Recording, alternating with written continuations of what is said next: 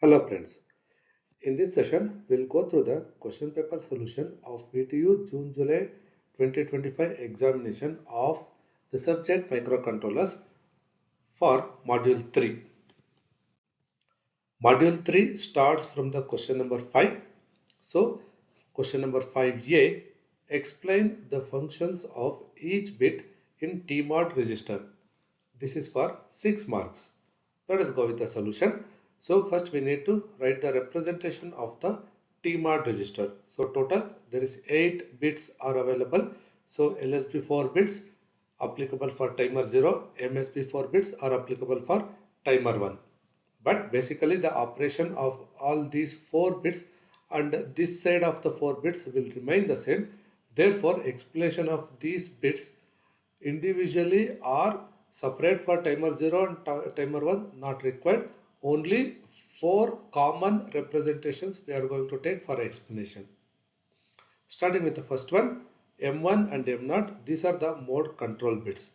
So timer can operate in 4 modes. In which mode we need to operate, that we have to program it. So for that we are going to use the bits M1 and M0, and its operational description is given over here in the table, and you have to make a representation of this while writing in the examination. Then C bar T bar, counter bar timer bit. If it is set equal to 1, then then the timer is going to act as a counter.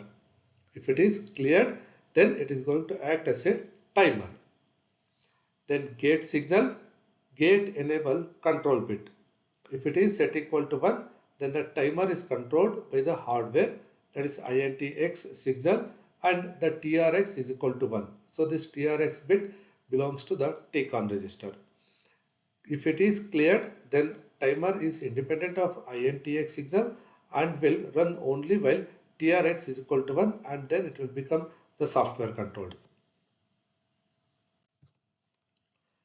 Question 5b, explain mode 1 programming of timers in 8051. This is for 6 marks. So as it was discussed previously, the timers can operate in 4 different modes. In this particular question, they are specifying with respect to the mode 1 operation of the timer. So basic procedure, what happens in mode 1 operation of the timer is being listed over here. That is, it is going to act as a 16-bit timer or the counter, and how much the maximum amount of count it can take, that is represented. Then by making an assumption that the oscillator frequency is 12 megahertz, how much is the maximum time that can be, or the delay that can be generated by making use of this count value is being identified here. This is the basic procedure of a timer mode 1 operation. So the same is being represented here in a block diagram way. So clock, then that will be given to the TLX, this is 8-bit register, then THX, this is 8-bit register combination, it is the 16-bit value we are going to have, and then to the TFX, and then the interrupt is generated. So this is the basic theory, and then related to the programming part. So this is just one instruction to indicate how to set timer 0 in mode 1. Similarly, you can use one more instruction to indicate how to set timer 1 in mode 1 operation.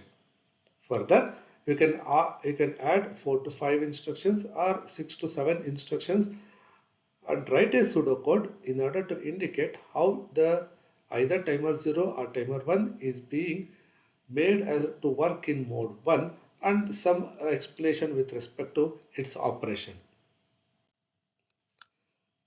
Question 5c, write a 8051C program to transmit the message ECE using serial communication port of 8051. Use baud rate 4800. So this is for 8 marks. So what has to be done? It is clearly mentioned. So we have to write a C program. Data to be transmitted is ECE, 3 characters we need to transmit. Then baud rate is also fixed, that is 4800. Now this is the program for that. So serial transmit, for that SCRTX is the function that we are going to make use of, that is being declared over here. Then we need to configure the TMOD register, and then we have to set the TH1 in order to operate in the required baud rate, and then serial communication we have to perform. Therefore, we need to set the SCON register. So this is the standard values, and then start the timer. So once started, then put that in an infinite loop. Each time one character is being transmitted. First one E is transmitted, then C is transmitted, then E is transmitted, and this is a function call in order to transmit the data. And here is the operational function part. So whatever the data we want to transmit, so that must be there in the SBUF register. So data being transmitted from this location to this function will be received through the variable X, and then that will be moved to the SBUF register. Then after, the data will be transmitted serially one after the other. After transmitting each character, there will be written from this function back to this main part of the program. Again, we are going to make a call, then second character, similarly the third character. Same process will keep repeating in the infinite loop. Question 6a. Explain the importance of TI flag and RI flag. This is for 6 marks. So we can take that separately. So TI stands for the transmit interrupt. So this lies in the first position of the SCON register, and then what is the purpose of that is being listed. So similarly for RI, it stands for receive interrupt. So this stays in the 0th position of the SCON register, and what it is going to do, that is being listed over here.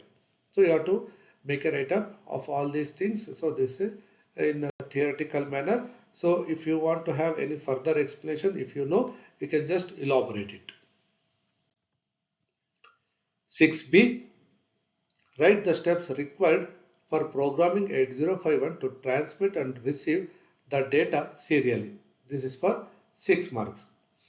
So in order to have transmit as well as the receive, more or less the procedure remains the same. So small changes to make setup so that it can work as a transmitter and it can work as a receiver. That's what the variation we have to make an observation.